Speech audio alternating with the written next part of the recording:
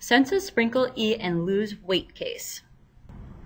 So we're going to be talking a little bit about Sensa and what happened when they falsely advertised to consumers that if you sprinkle this powdered like sugar onto your food, you're going to lose weight.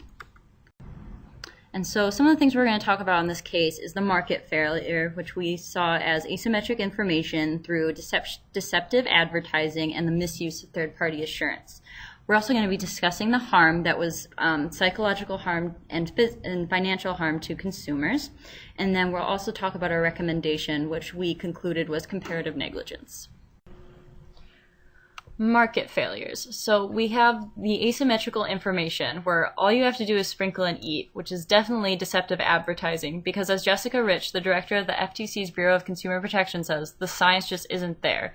And their ad clearly states on it that it's clinically proving, but there's no science whatsoever to back this claim. There's also the misuse of third-party assurance, and that's through Dr. Alan Hirsch, who is the part owner of Sensa, and there's also some paid consumer endorsements. Okay, so deceptive advertising. So the marketers of Sensa claimed that this enhances the food's smell and taste, and all you have to do is sprinkle it on your food to lose weight. They also used false and misleading information that has no scientific evidence whatsoever.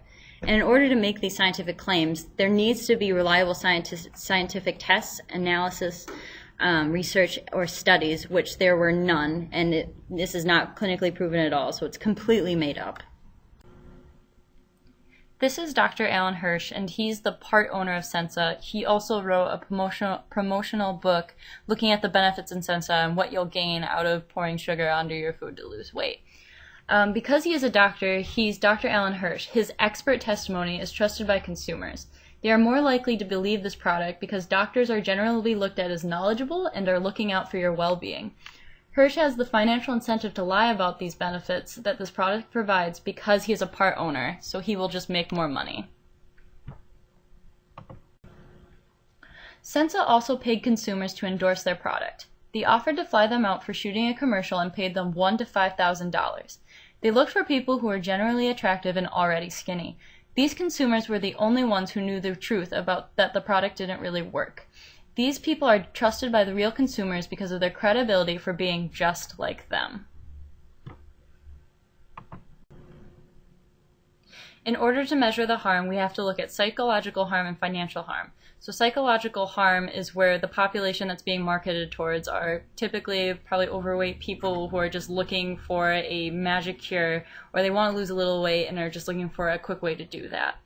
The financial harm is that this product costs about $59 plus shipping per month. So it's a subscription payment. So people are spending a lot of money just by signing up for the subscription. It's also a credence good in the fact that you cannot prove its effectiveness just by looking at the box. You kind of have to experience it, but deception is very easy.